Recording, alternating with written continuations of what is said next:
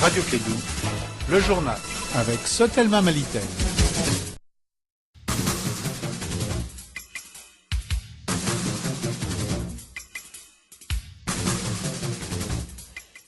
Il est 13h à Bambara, Maoudé, même heure à Koutiala. Bienvenue à toutes et à tous dans cette édition des Clédou Actualité. L'opération antiterrorisme en cours au nord et au centre du Mali. Les femmes ont interpellé des suspects avec des armes et munitions à Djabali. Pendant ce temps, les duos MSA Gatia continue sa traque des terroristes près de la frontière Mali-Niger. Nyakoro Yesamake est candidat à la présidentielle du 29 juillet 2018 sous les couleurs du PACP. Il a été investi samedi président du parti lors de la conférence nationale tenue ici à Bamako. Culture, les métiers de mannequinat étaient à l'honneur ce week-end à Bamako au compte de la première édition des Igaïma Models Show, une soirée qui mettait en compétition 20 mannequins. Les détails en fin de ce journal. Voici pour vous les sommaires. Arunaba est au microphone.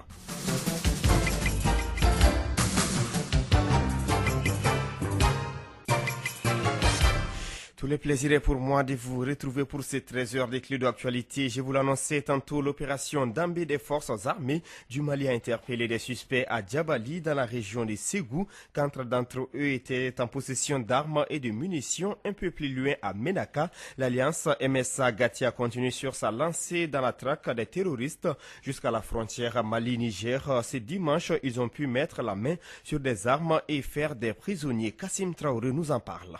Des nuages de fumée, des djihadistes en chef prenant la tangente entre les dunes de sable affaiblies par les armes. Les combats se poursuivaient hier encore entre une patrouille de la coalition MSA Gatia et des malfrats alliés à Adan Abou Walid Sahraoui. Vers la frontière nigérienne, près de Banimbango, les affrontements ont eu lieu sur cette zone à cheval entre le Niger et le Mali, qui est située au sud de Menaka. La patrouille est tombée sur une base de ces djihadistes opérant dans la zone. À la fin des affrontements, la coalition Gatia-MSA a une fois de plus mis en déroute les terroristes et fait des prisonniers. Du matériel, des armes, des drapeaux noirs ont été récupérés. Avant cette attaque, dans le secteur 5 de l'opération Dambé, 4 présumés djihadistes ont été mis hors état de nuire à Sabré Baba. Dans la localité de Nyuno, les présumés djihadistes étaient en possession d'un pistolet mitrailleur avec des chargeurs garnis, 3 fusils de chasse, des munitions en vrac et une dizaine de téléphones portables. Ces individus ont été remis aux structures compétentes pour des besoins de l'enquête. Selon le coordinateur des opérations du secteur 5, ces genres d'incursions se multiplieront dans tous les secteurs. Et le lieutenant-colonel Didier Dambélé d'inviter les populations à plus de collaboration avec les femmes. L'actualité en bref, vive tension après la découverte du corps sans vie d'un jeune enlevé récemment à Tabouille. Ces 2 jeunes désirés de se rendre à Bamba le 21 février dernier pour voir leur famille ont été arrêtés par des individus armés dans la localité de Tabouille, région de Gao. Après avoir été torturés, ils ont été conduits vers une destination inconnue. Ce dimanche 25 février, c'est à travers un communiqué du MAA, Mouvement Arabe de l'Azawad, que l'on apprend que le corps sans vie de l'un des jeunes enlevés a été retrouvé non loin des lieux de l'enlèvement, a-t-on appris sur le site d'information MaliWeb. Braquage des 3 compagnies de transport en partance sur Gao. Les faits se sont déroulés samedi matin sur la route d'Ansongo à 75 km de la ville. Selon les passagers, les assaillants arrivés à bord d'un véhicule 4x4 ont dépouillé les occupants de tous leurs biens. Ils seraient partis avec un montant s'élevant à plus de 6 millions de francs CFA. Les forces de sécurité alertées ont survolé la zone sans succès. Info signé indicateur du renouveau. Parlons politique, la présidentielle de 2018 profile et les déclarations de candidature résonnent petit à petit. Nyakoro Yesamake est candidat à la présidentielle du 29 juillet prochain au compte du PACP, Parti pour l'action civique et patriotique. L'ancien ambassadeur du Mali en Inde a été investi samedi à Bamako. C'était lors de la conférence nationale de son parti. Selon les candidats du PACP, Nyakoro Yesamake, il est possible de gouverner le Mali autrement. On fait les points avec André Traoré. Comme en 2013, l'action civique et patriotique PACP porte sur Nyakoro Yesamake pour briguer la magistrature suprême du pays. Le désormais candidat du PACP s'est dit odoreux par ses choix portés sur sa modeste personne par ses camarades. C'est avec humilité, mais surtout responsabilité et claire conscience de l'immense espoir qui s'y attache que j'accepte d'être votre candidat à la présidence de la République du Mali. En ce qui concerne la tenue des élections présidentielles, Nyangoro Samake pense qu'elles doivent être transparentes. Nous devons tout mettre en œuvre pour que ce scrutin tant attendu par les Maliens et les Maliennes puisse se dérouler dans les meilleures conditions de sécurité, de transparence et de crédibilité. Le candidat du PACP estime que la situation actuelle du pays est critique. Je sais et j'ai vu que dans de nombreuses familles, les tasses sont vides et qu'à défaut de pouvoir les remplir, des enfants dignes à qui la souffrance des parents est insupportable préfèrent prendre la route de l'immigration clandestine à Kati, à Yélimani, à Nironissaï, et j'en passe, pour se jeter à la Méditerranée dans l'espoir de trouver un avenir meilleur en Occident. Je sais que le paysan de Fadiga, de Diouf, de Saragoroba, de Bafouana, de Sibi sont de plus en plus expropriés de leurs terres agricoles de manière illicite et frauduleuse au profit des agences immobilières ou des fonctionnaires de l'État. Nos jeunes militaires, ces héros mal équipés, se font tuer tous les jours à Ménaka, Djabali, Nara, Gourma-Rahous. Ils sont parfois même pris en otage par des terroristes narcotrafiquants. Les combattants morts sur le champ de l'honneur et les mutilés de guerre sont parfois traités sans reconnaissance ni même respect. Un tel désastre est inacceptable dans un pays regorgeant autant de ressources naturelles que de ressources humaines. Je suis convaincu que le Mali ne peut pas être condamné à un tel destin. Je m'engage avec vous sur l'honneur que nous allons diriger ce pays autrement, que nous allons faire en sorte que le Malien est inclus, le Malien est derrière, devant et au centre de toute politique publique de développement durable pour ce pays. Après la débâcle aux élections de 2013, Nyangoro Samake et le PACP tenteront de faire mieux pour la bataille électorale à venir. Restons dans les décors politiques. Une révision exceptionnelle de la liste électorale a débuté ce dimanche dans les différentes mairies et doit prendre fin le 6 mars prochain. Cette opération concerne aussi les Maliens de l'extérieur qui peuvent se rendre dans les consulats et ambassades de leur pays de résidence. Cette révision est surtout l'occasion pour les nouveaux majeurs de s'inscrire sur les listes électorales, mais aussi permettre de soustraire les personnes décidées ou transférées à Bamako. Elle a commencé sans grande affluence. Kassim Traoré.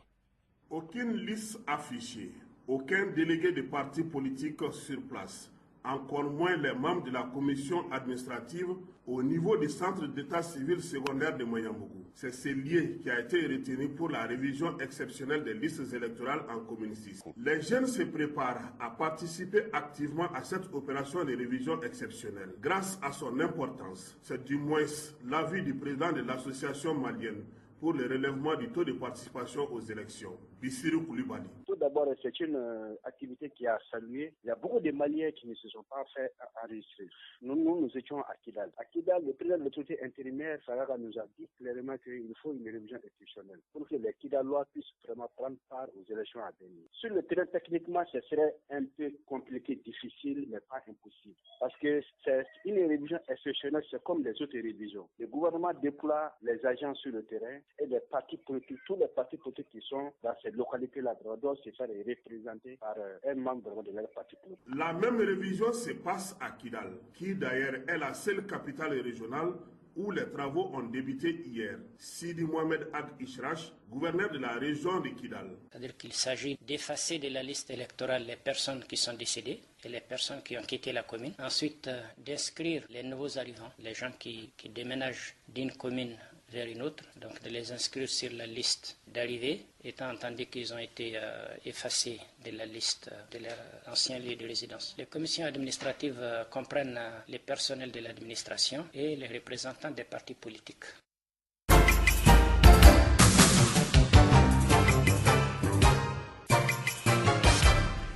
Direction Ségou, plus d'une trentaine de femmes leaders ont participé ce week-end aux travaux de la journée d'échange et d'information de la Charte nationale pour la paix et la réconciliation nationale, organisée par l'Association des femmes leaders pour l'initiative de la paix en partenariat avec le ministère de la Réconciliation nationale et la MINUSMA. Cette rencontre a regroupé des femmes déléguées venues de tous les cercles de la 4e région et des communes de Pelingana, Sebougou et Ségou, en plus des échanges sur la thématique initiale.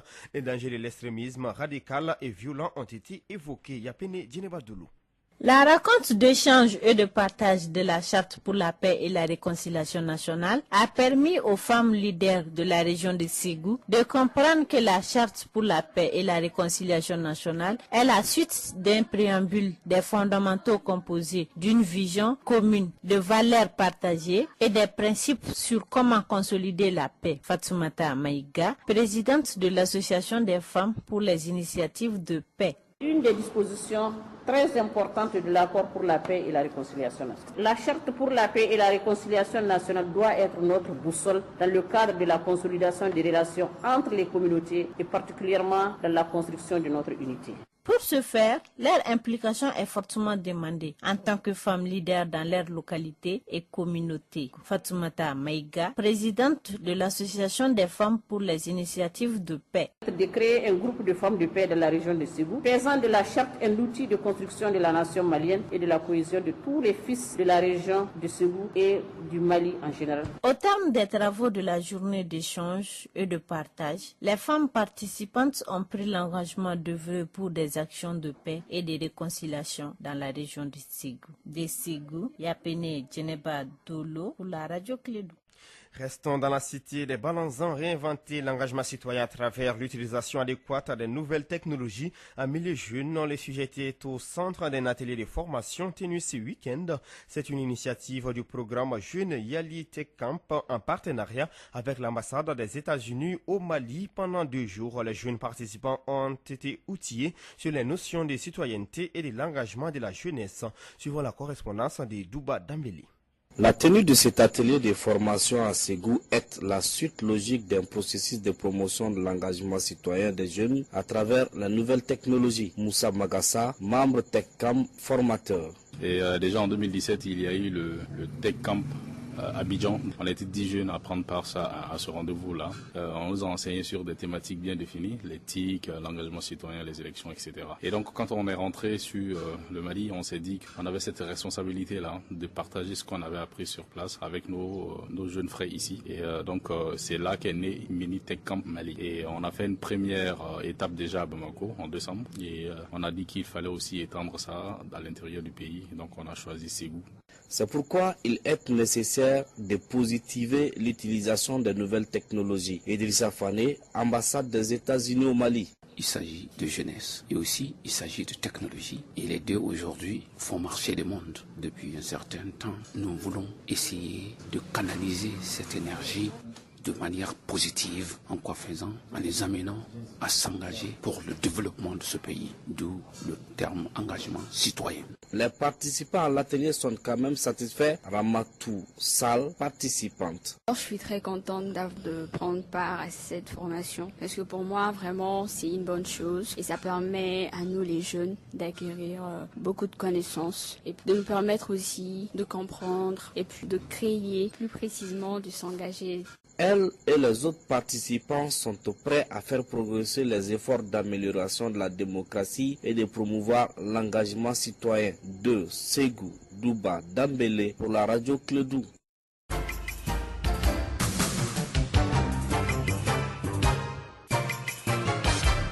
Page culture de ces 13 heures, nous sommes à 30 km du cercle des Blas dans la région de Ségou. Djena commémore les martyrs de la résistance coloniale. Un festival culturel a été mis à profit ce week-end afin de célébrer les braves populations qui se sont opposées à la pénétration de l'homme blanc sur leur territoire. Djara Rakita, la ministre du Travail de la fonction publique chargée des relations avec les institutions, était présente à la rencontre. Nous vous proposons quelques impressions recueillies sur place. Nous venons d'assister à une très belle fête de commémoration de la bataille de Djena et c'est l'occasion pour nous de rendre hommage à ces braves populations bambara qui ont tenu devant la résistance coloniale, mais surtout de rendre hommage aux femmes qui se sont battues aux côtés des hommes pour défendre le territoire, la patrie, mais surtout pour défendre leur dignité, leur honneur et leur intégrité. Et aujourd'hui, l'histoire nous rattrape un tout petit peu en ce sens que nous sommes dans une période d'insécurité pendant laquelle l'intégrité même du territoire a été menacée pendant un moment et nous sommes face au plus grand fléau pratiquement en termes de sécurité au monde qu'est le terrorisme. Et aujourd'hui, il faudrait que, à l'image de Djenna, dans le temps, que les Maliens comprennent que la sécurité n'est pas que l'affaire du simple gouvernement du président de la République. Les questions de sécurité relèvent d'abord des populations. Ce que l'on a appris ici et qui est aujourd'hui l'adage du Mali. Depuis les années des indépendances, l'adage de notre armée, de nos forces de sécurité et de défense dont nous sommes très fiers, à savoir la patrie ou la mort, ça vient de là, de la bataille de Djenna. Diarra Rakita, la ministre du Travail et de la fonction publique chargée des relations avec les institutions.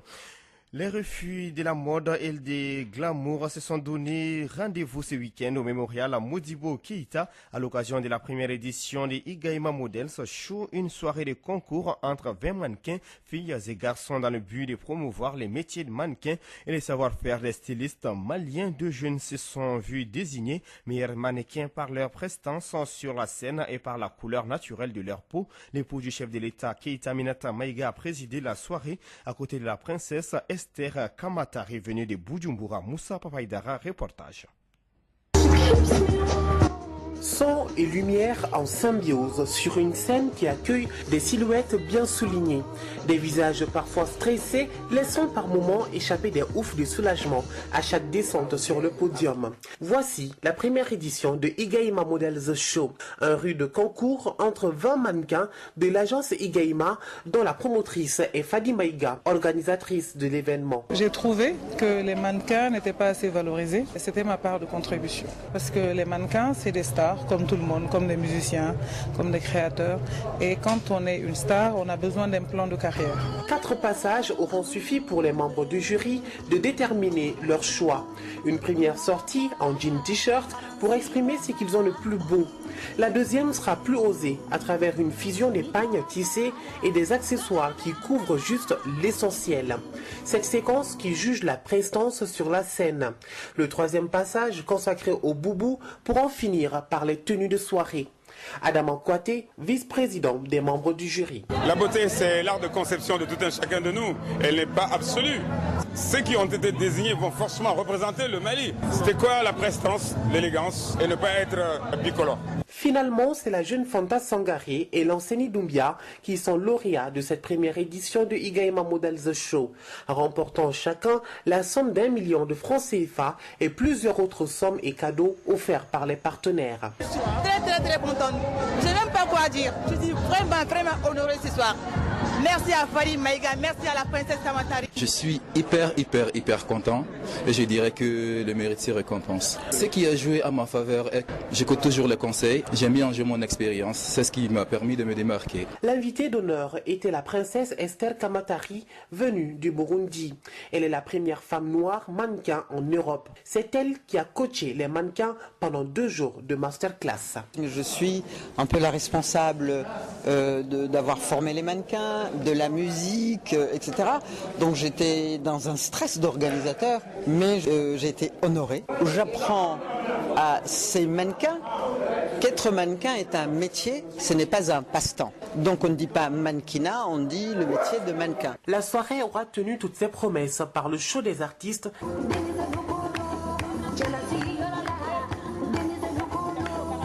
et des prestations humoristiques, d'où la satisfaction de la marraine de l'événement, Koulibaly Madinatal. J'ai trouvé que c'est très original, une très belle initiative qu'il faut encourager. Parce que le métier de mannequinat est un métier dont on doit être fier. Il ne faut pas que ces jeunes qui apprennent à être mannequins aient un complexe, il faut qu'ils en soient fiers. Vivement la 2e édition de Igaïma Models Show. Un mot d'espoir avant de nous quitter du basketball. 3 sorties, une seule victoire et 2 défaites. C'est le bilan du Mali à la première fenêtre des éliminatoires de la Coupe du Monde 2019 organisée ce week-end. Au Palais des Sports de Bamako, les Aigles basketteurs ont perdu leur premier match face au Rwanda vendredi 70-74 avant de s'imposer devant l'Ouganda le lendemain 79-76. Hier, les protégés de Rémi Gita se sont à nouveau inclinés devant les Nigeria 59-82, soit 23 points de différence. À noter que les 2 meilleures équipes et l'équipe classée meilleure 3e à la fin de ces éliminatoires iront à la Coupe du Monde 2019 prévue en Chine. Il est 13h passé de 19 minutes. Nous sommes au terme de ce journal. Merci à vous de l'avoir suivi. Présentation à Runaba. Retrouvez tout de suite l'équipe sportive de Radio Clédo en langue nationale Bamanankan avec Djibril Kaba dans les buts, Nana Samake à la défense, Ousmane Traoré Man au milieu de terrain et les buteurs patentés sous les Koulibaly à l'attaque. Sous l'œil vigilant des Abou Touré, les techniciens. Merci de nous avoir suivis.